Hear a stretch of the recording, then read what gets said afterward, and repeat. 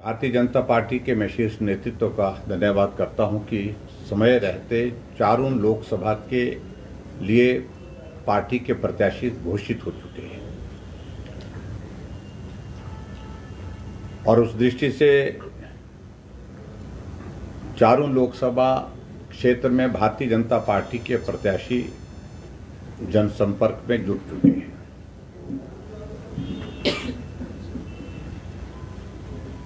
पूरे देश में जिस प्रकार का वातावरण नरेंद्र मोदी जी को तीसरी बार प्रधानमंत्री बनाने के लिए हम देख रहे हैं और उन राज्यों में जिन राज्यों में भारतीय जनता पार्टी का बहुत मजबूत आधार नहीं रहा है, वहां भी अब की बार बहुत बड़ा जन समर्थन भारतीय जनता पार्टी को प्राप्त हो रहा है।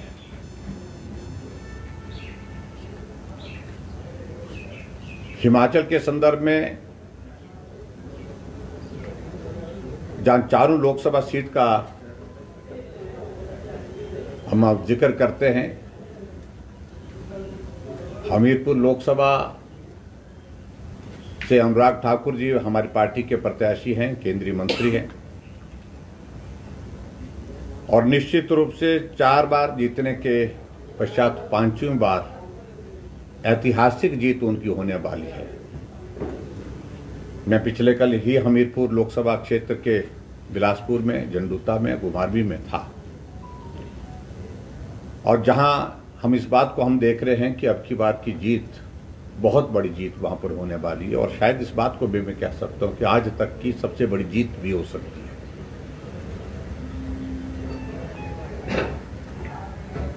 और दूसरा, हमारा शिमला लोकसभा क्षेत्र में भी हमारे sitting member parliament Suresh Kashyap ji को पार्टी का टिकट दिया गया है। वो चुनाव अभियान में जुट चुके हैं। वहां पर भी जीत भारतीय जनता पार्टी की पिछली बार बहुत बड़े अंतर से हुई है, 3,30,000 वोट से जीते हैं और अब की बार भी उस सीट को भारतीय जनता पार्टी जीतेगी, इस बात को लेकर के भी हम आश्वस्त हैं। कांगड़ा लोकसभा क्षेत्र से भारतीय जनता पार्टी के हमारे प्रत्याशी डॉक्टर राजीव भारद्वाज, जो हमारी पार्टी के प्रदेश के उपाध्यक्ष भी हैं वर्तमान में और उसके साथ साथ में हिमाचल प्रदेश में बहुत लंबे समय से संगठन में काम कर रहे हैं, उनका भी चुनाव अभियान बहुत बेहतर ढंग से चला है वहां पर और जीत अच्छी जीत होगी, शानदार जीत होगी, इस बात के लिए भी हम आश्वस्त हैं। उसके पश्चात जहां मंडी लोकसभा क्षेत्र की बात आती है, मंडी लोकसभा क्षेत्र में अब की बार भारतीय जनता पार्टी ने पहली बार महिला प्रत्याशी के नाते कंगना रनावत जी को टिकट दिया है। एक सेलिब्रिटी के नाते उनका अपना नाम है और हिमाचल प्रदेश से फिल्म जगत में काम करने वाले लोगों में से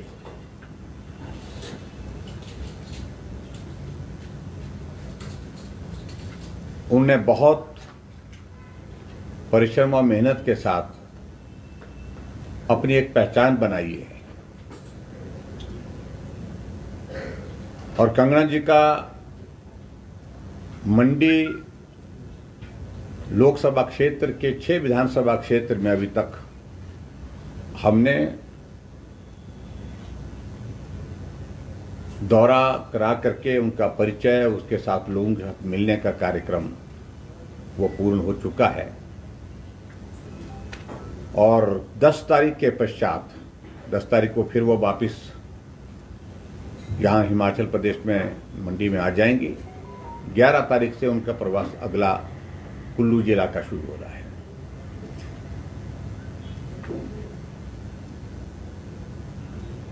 मेरा यह मानना है कि जिस प्रकार से मंडी की सीट को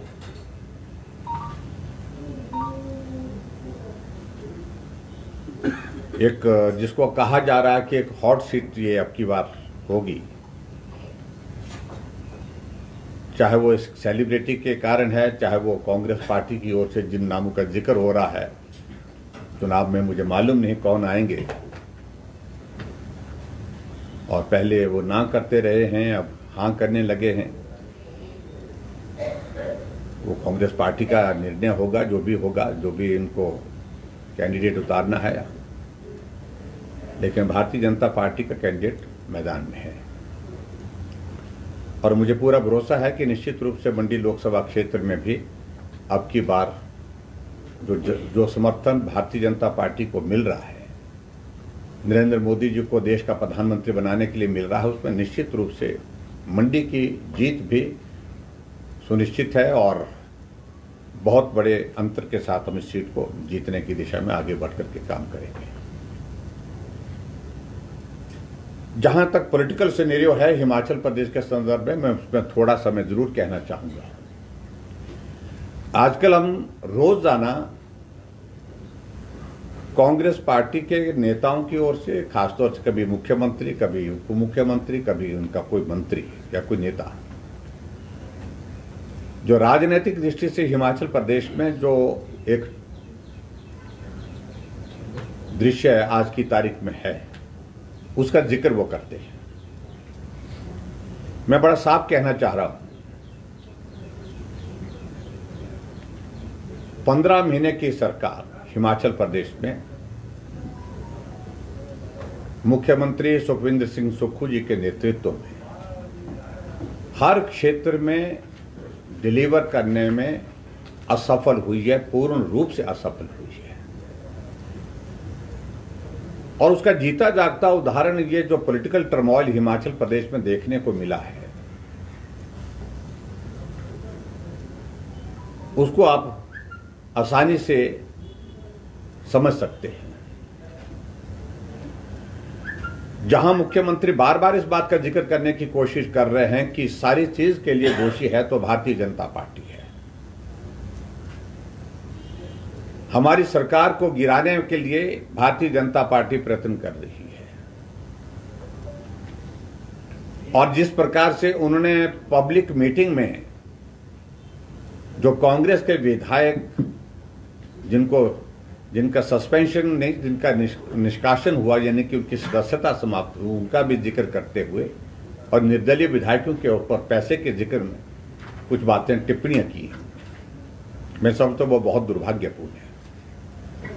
सभी 9 के 9 विधायकों ने तय किया है, 3 निर्दलीय और 3 निर्दलीय के साथ साथ में जो 6 कांग्रेस के को, उस पर वो डेफेमेशन करेंगे, मानहानि का दावा करेंगे। और कुछ विधायकों की ओर से इसमें नोटिस भी जारी हो चुके हैं।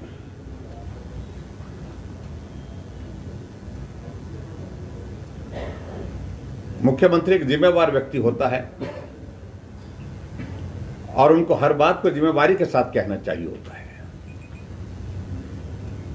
वो सबूतों की जिक्र कर रहे हैं, सबूत है तो मामला दर्ज करें जिनके खिलाफ है। ऐसे इस प्रकार से अगर सार्वजनिक बयान किसी भी विधायक के खिलाफ, किसी भी नेता के खिलाफ इस प्रकार से करते हैं, वो violation of model code of conduct का भी है और उसके स्वाभाविक रूप से उसके परिणाम भी गंभीर होंगे आने वाले समय में। जब 9 के 9 विधायकों ने तय किया कि हम मानहानि का मामला दर्ज करेंगे और उसके बाद जो कानूनी कार्रवाई होगी उस दृष्टि से भी आगे बढ़ करके बात करेंगे। मित्रों, मैं सारी चीज को लेकर के बड़ा साफ कहना चाह रहा हूं कि हिमाचल प्रदेश में कांग्रेस की सरकार से नाराजगी विधायकों ने एक बार नहीं, कई बार, कई जगह जिक्र किया। अगर विधानसभा के रिकॉर्ड में आप देखेंगे, उन्हीं में से बहुत सारे विधायकों ने विधानसभा के अंदर भी सरकार को आगाह किया था। विधानसभा के बाहर भी उन्हीं विधायकों ने बार बार जलालत के लिए जिक्र किया था कि विधायकों की सुनी नहीं जा रही है, मानी नहीं जा रही है, काम नहीं हो रहे हैं। लेकिन सारी बातों को सुना गया, लेकिन उसके बावजूद माना नहीं गया, नजरअंदाज करते गए। और उसके बाद परिणाम इस दिशा में हुआ, जब राज्यसभा का चुनाव हुई तो क्रॉस वोटिंग करने के लिए कांग्रेस के विधायक जो है वो विवश हुए, और उन विधायकों ने जिन्होंने क्रॉस वोटिंग की है उन्होंने चोरी छुपे नहीं की है। कांग्रेस के पोलिंग एजेंट जो ऑथराइज थे वहां पर पोलिंग के दिन जहां राज्यसभा के लिए वोट पड़ रहे थे, उनको दिखा करके वोट डाला है।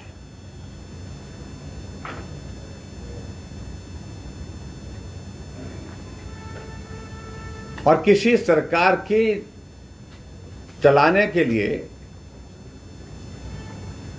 अगर नाकामयाबी रही है आज तक के इतिहास में, मैं कहता हूं कि सबसे ज्यादा जिसको कह सकते हैं कि नाकामी रही है, तो वर्तमान मुख्यमंत्री के नेतृत्व में जो सरकार है उसकी रही है। 14 महीने के कार्यकाल में आपके 6 विधायक, जिनकी बहुत विधायकों की पृष्ठभूमि कांग्रेस पार्टी की, आज के हिमाचल प्रदेश के जितने भी कांग्रेस के नेता हैं उनसे ज्यादा है। सुधीर शर्मा के पिता 6 बार विधायक रहे, मंत्री रहे, कांग्रेस पार्टी के अध्यक्ष रहे। वो पार्टी छोड़ने के लिए विवश क्यों हुए, ऐसा कदम उठाने के लिए विवश क्यों हुए? जब बार बार इज्जत पर आती है बात, तो स्वाभाविक रूप से आदमी स्वाभिमान के लिए कई बार कदम उठाता है, और इसलिए उठाया। रवि ठाकुर का इतिहास आप जानते हैं, उनका परिवार की पृष्ठभूमि जानती है, लता ठाकुर से लेकर के। जब हिमाचल का निर्माण हुआ तो हिमाचल के निर्माण के बाद सरकार बनने में उनकी हिस्सेदारी थी एक मंत्री के रूप में। उस पृष्ठभूमि का व्यक्ति भी त्यागपत्र के, यानी कि वो भी अपने आप जो है वो कांग्रेस से बाहर जाने के लिए विवश हुए, कांग्रेस के खिलाफ वोट डाला राज्यसभा में। अगर ये परिस्थिति बनी है तो मुझे लगता है कि कांग्रेस के नेतृत्व को इस बात को लेकर के सोचना चाहिए कि अगर कमी रही है तो उनके अपने आप में कमी रही है,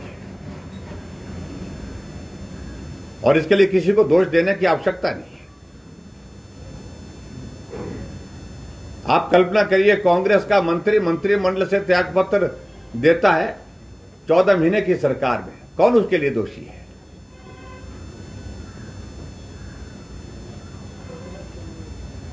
और जिनका आरोप था, सीधा आरोप था कि मेरे पिताजी की वजह से हिमाचल प्रदेश में कांग्रेस पार्टी है, उनका इतना बड़ा योगदान रहा है, और उनकी दुखद मृत्यु के पश्चात 2 गज जमीन उनको नहीं नसीब हुई शिमला के रिज के मैदान में उनका स्टैच्यू लगाने के लिए, उनकी मूर्ति लगाने के लिए। उसमें हमारी भूमिका है क्या?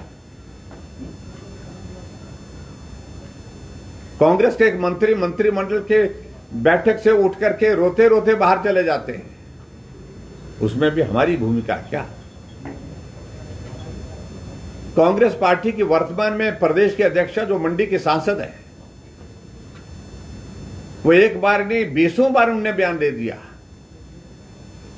लोगों के काम नहीं हो रहे हैं, कार्यकर्ताओं के, कांग्रेस के काम नहीं हो रहे हैं, विधायकों की सुनी नहीं जा रही है, एमपी की सुनी नहीं जा रही है, प्रदेश अध्यक्ष की भी सुनी नहीं जा रही है। और ऐसे हालात में उन्हें ऐलान किया कि हम चुनाव नहीं लड़ेंगे।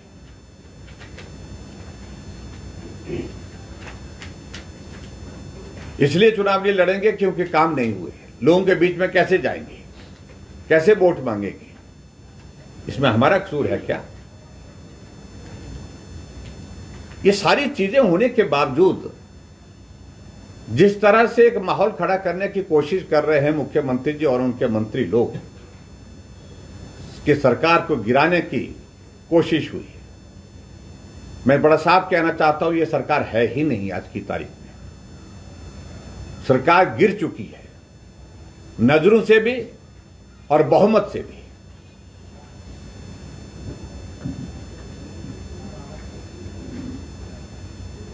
जब राज्यसभा की सीट में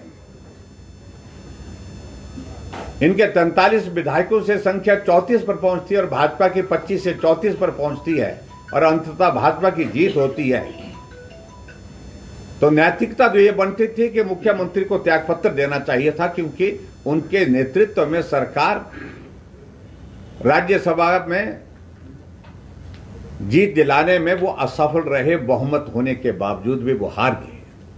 नैतिकता तो ये बनती थी त्यागपत्र देना चाहिए था। और उसके पश्चात जब बजट पर विधानसभा के अंदर बजट जिस दिन पारित होना था, पहला इतिहास है पूरे देश भर में जो हिमाचल प्रदेश की विधानसभा ने बनाया, मुख्यमंत्री ने बनाया। जिस दिन बजट पारित होना था उनको लगा कि बहुमत नहीं है, हमारा बजट अगर पास नहीं हुआ तो सरकार यहीं गिर जाएगी। तो बजट पास करने से पहले भाजपा के 15 विधायकों को सस्पेंड करके 100 कमांडो से उठा करके सदन से बाहर फेंका गया, तब जाकर के बजट पारित हुआ है। कहां है सरकार?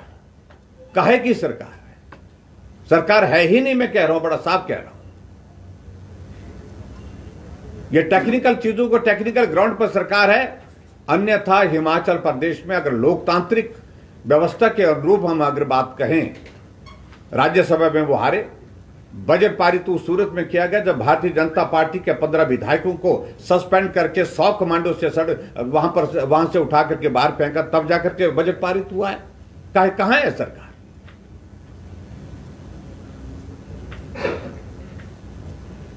और ऐसे हालात पूरे देश भर में देखने को नहीं मिले होंगे जब निर्दलीय विधायकों को त्यागपत्र देने पर विवश होना पड़ा। क्यों? उनको धमकियां दी गई, तुम्हारा ये कर देंगे, तुम्हारा वो कर देंगे। मामले दर्ज कर दिए गए उनके परिवार के लोगों के ऊपर। और आज तो मैं हैरान हूं, इस तरह के अभी विधानसभा की सदस्यता समाप्त हुए, उनको थोड़ा वक्त हुआ, 1 महीना हुआ, और विधानसभा से नोटिस दे दिए कि अपने रेजिडेंस अलॉटेड रेजिडेंसीज है जो विधायकों के, उनको खाली करने के लिए आदेश कर दिए।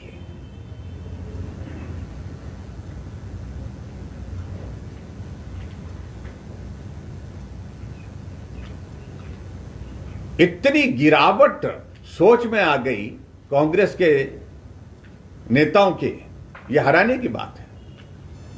और आगे बढ़कर के मैं ये भी कह रहा हूं कि निर्दलीय विधायकों ने व्यक्तिगत रूप से विधानसभा अध्यक्ष को त्यागपत्र दे रखा, लेकिन उसके बावजूद वो स्वीकार नहीं कर रहे।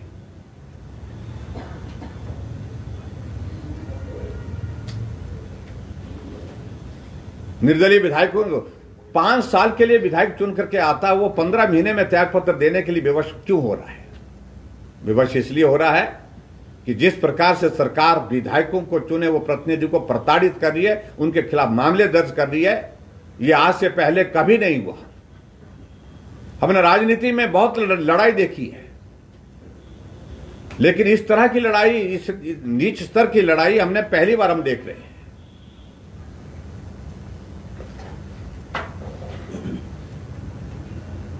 रवि ठाकुर जब तक विधायक कांग्रेस पार्टी के थे तब तक ठीक थे, लेकिन जिस दिन उनने राज्यसभा में वोट अगेंस्ट डाल दिया, जब उनको उनकी सदस्यता समाप्त कर दी, उनके घर जाने का रास्ता, जो पुश्तैनी रास्ता, वर्षों का रास्ता, उस रास्ते पर दीवार लगा दी। आप सोच की कल्पना कर सकते हैं, सोच आप सकते हैं कि किस हद तक गिरावट आ गई राजनीति में।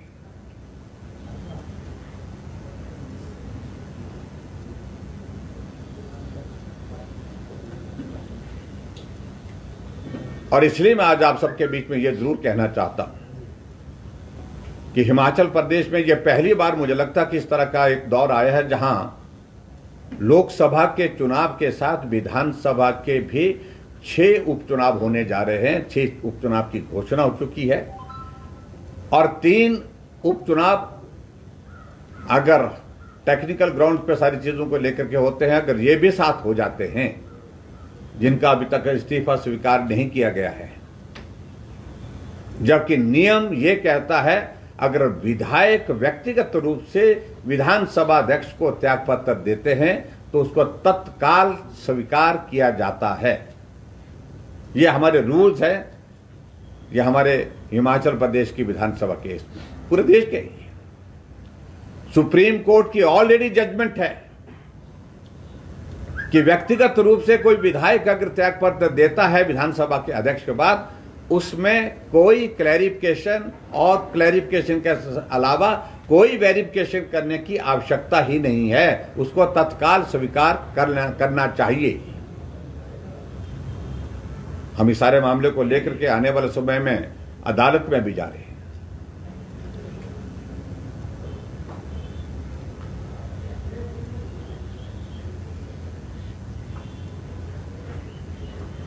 और जो कह रहे हैं, बार बार इस बात को कह रहे हैं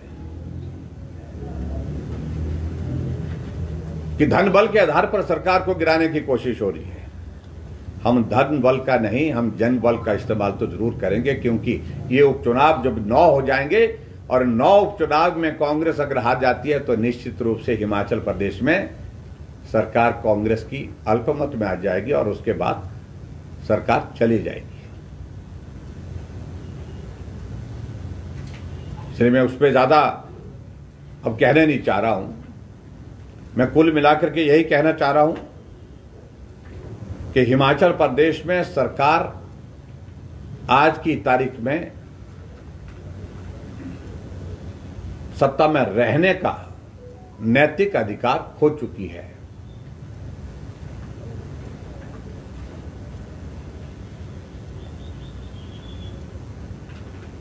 और इसलिए ये दौर लोकसभा के चुनाव के साथ समाप्त होगा।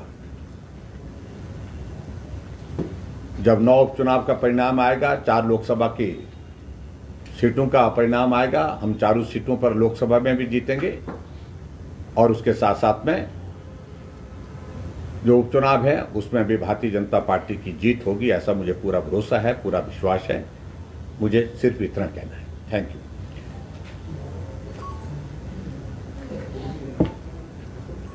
आप सबको कुछ बात की जो उम्मीदवारी है उसको कैसे देखती है भाजपा?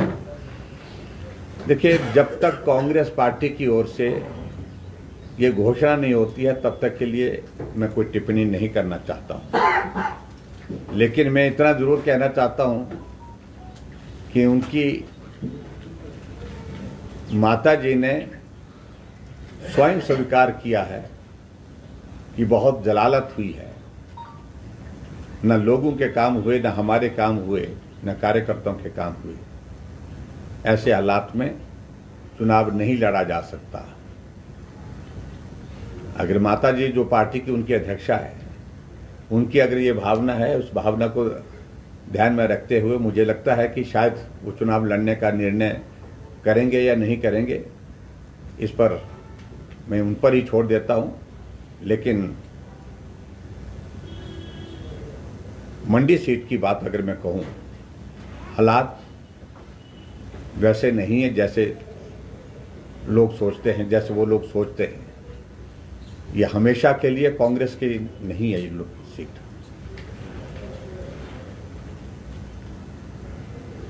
और अब की बार भारतीय जनता पार्टी इस सीट को बहुत बड़े बहुमत के साथ जीतेगी। कांग्रेस का कैंडिडेट कोई भी आए।